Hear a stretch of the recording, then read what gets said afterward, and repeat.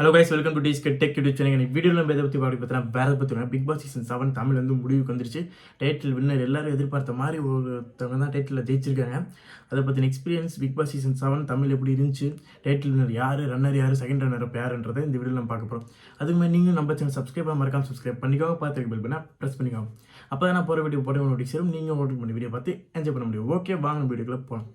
Okay மக்களே, big Boss season 7 Tamil வந்து இந்த ஹிஸ்ட்ரி ஆஃப் சீசன் 7 சீசன்லையுமே history of views, history of Disney ப்ளஸில் பார்த்தது, அப்புறமேட்டு ஓட்டிங் எல்லாமே ஹிஸ்ட்ரி ஆஃப் லேக்ஸ் கணக்கில் அதிக ஓட்ஸுக்களை வாங்கியிருக்கிறாமா அப்படின்னு நான் சொல்லலைங்க. டிஸ்னி பிக் பாஸில் வந்து டிஸ்னியோட ஓனர் வந்து சொல்லிட்டு போனார், இந்த மாதிரி இந்த சீசன் வந்து ஹிஸ்ட்ரியிலே பிரேக்கபிள் சீசன், வேறு லெவலில் ஒரு ஸ்ட்ரென்த் செட்டிங்காக இருக்க சீசன்ற மாதிரி சொல்லிட்டு போயிருக்காரு.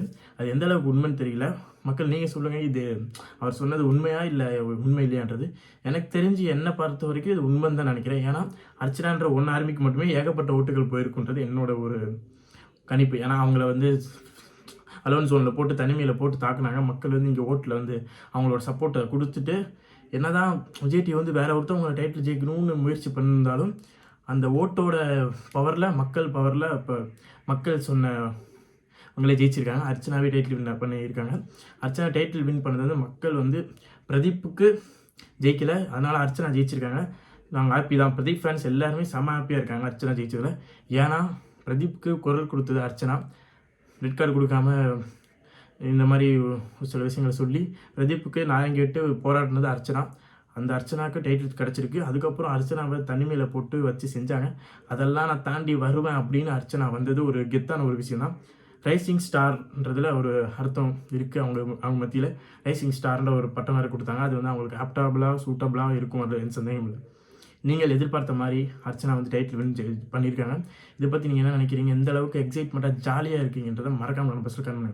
ரன்னர் அப்பா வந்து யாரும் எதிர்பார்க்காத அளவுக்கு வந்து மணி அவர் ஜெயிச்சிருக்காரு. ஸ்டார்டிங்லேயே அவர் போயிடுவார், ஒரு 50 நாள் இல்லை 60 நாள் இல்லை 80 நாள் தாங்குவார்னு நினச்சிட்டு இருந்த மணி வந்து ரன்னராப்பா வந்திருக்காரு. இறுதி வாரங்களில் அவருக்கு ஓட்டிங் வந்து இன்க்ரீஸ் ஆனிச்சு, அது வந்து சந்தேகம் இல்லை.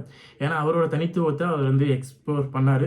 ரவீனா வெளியே போனதுக்கப்புறம் அவரோட கேம் வந்து வேறு லெவலில் மாற்றங்கள் அடைஞ்சிச்சு, அதில் எந்த சந்தேகம் இல்லை. என்னை பொறுத்த வரைக்கும் ரவீனாவையும் மணியும் ஒரே சீசனில் போட்டது தான் தப்பு. மணியை தனியாக போட்டிருந்தா அவரோட எக்ஸ்போசல் இன்னும் வேறு லெவலில் இருந்திருக்குன்றது என்னோட கணிப்பு. செகண்ட் ரன்னர் அப் எல்லோரும் எதிர்பார்த்தது மாயா. அவங்க செகண்ட் ரன்னர் ஆயிருக்காங்க. அவங்க ரன்னர் அப் ஆகி வெளியே வந்தோன்னே நான் வந்து இது ரன்னர் அப்பெல்லாம் எடுத்துக்கல, இது என்ன வந்து வின்னர் சொல்லிகிட்டே இருந்தாங்க. அவங்க மூஞ்சியில் வந்து ஒரு பிரகாசத்தை விட ஒரு பல்ப் வந்து எரிஞ்சிச்சின்றதை பார்க்க முடிஞ்சிச்சு. அவங்க மத்தியில் ஜெயிச்சிருவோன்ற நம்பிக்கை இருந்துச்சு போல். ஜெயிக்கலையன்ற அவங்களோட சோகம் வந்து தெரிஞ்சிச்சு, அதில் எந்த சந்தேகமும் இல்லை. ஓகே, அடுத்ததாக வந்து 4th 5th எல்லாத்துக்குமே தெரியும். 4th வந்து தினேஷ், 5th வந்து விஷ்ணு வந்து டிக்கெட் டு ஃபினாலே செமையாக விளாண்டு உள்ளே போனார். தினேஷ் அவர் வந்து வைல்ட் கார்டு என்ட்ரியில் வந்து அவரோட ஆட்டமே வேறு லெவலில் கொடுத்து கேம் சேஞ்சராக பல இடங்களில் வந்து கேம் வந்து மாற்றி சூப்பராக கொண்டு போனார் தினேஷ் அவருமே இந்த வருத்து ஃபைனல் வந்ததுக்கு எல்லாருமே பாராட்டுகள் தான் தெரிவிக்கணும். டோட்டலாக டாப் 5 கண்டஸ்டன்ஸுக்குமே வெறியான ஒரு பாராட்டுகள் குவியும். ஏன்னா இவ்வளோ 100 நாள் 105 நாள் கஷ்டப்பட்டு உள்ளே வந்து ஒரு டைட்டில் எடுத்துகிட்டு போயிருக்காங்கன்னா அது நம்ம சின்னதாக சொல்ல முடியாது. ஏன்னா 100 நாள் அந்த கூட்டத்தில், அந்த பல கூட்டங்களில், பல புரளிகளில், பல அடிகளில் தாண்டி வந்து ஜெயிச்சிருக்காங்கன்னா இது ஒரு சரியான ஒரு விஷயம் தான் சொல்லி ஆகணும். ஓகே மக்களே, அர்ச்சனா டைட்டில் வின் பண்ணியிருக்காங்க. இதை பற்றி நீங்கள் நினைக்கிறது மறக்காமல் கன்ஃபர்ஸில் காணுங்க. அர்ச்சனா ஜெயிச்சது நீங்கள் எவ்வளோ சந்தோஷமாக இருக்கீங்க மறக்காமல் கன்ஃபர்ஸில் காணுங்க. மணி ரன்னர் அப் ஆயிருக்காரு. இதை பற்றி நீங்கள் என்ன நினைக்கிறீங்க மறக்காமல் கன்ஃபர்ஸில் காணுங்க. மாயா தேட வந்திருக்காங்க. இதை பற்றி என்ன நினைக்கிறது மறக்காமல் கன்ஃபர்ஸில் காணுங்க. ஃபைனலிஸ்டான டாப் 5 தினேஷ், விஷ்ணு, மாயா எல்லாத்துக்கும் நீங்கள் நினைக்கிறது மறக்காமல் கன்ஃபர்ஸில் காணுங்க. பிக் பாஸ் சீசன் 7 தமிழ் உங்களுக்கு எந்த அளவுக்கு பிடிச்சிருந்தது மறக்காம கமெண்ட்ஸில் காணுங்க. இதுவரை பிடிச்சா மறக்காம like, subscribe to TSK tech YouTube channel. Thanks for வாட்சிங் திஸ் வீடியோ.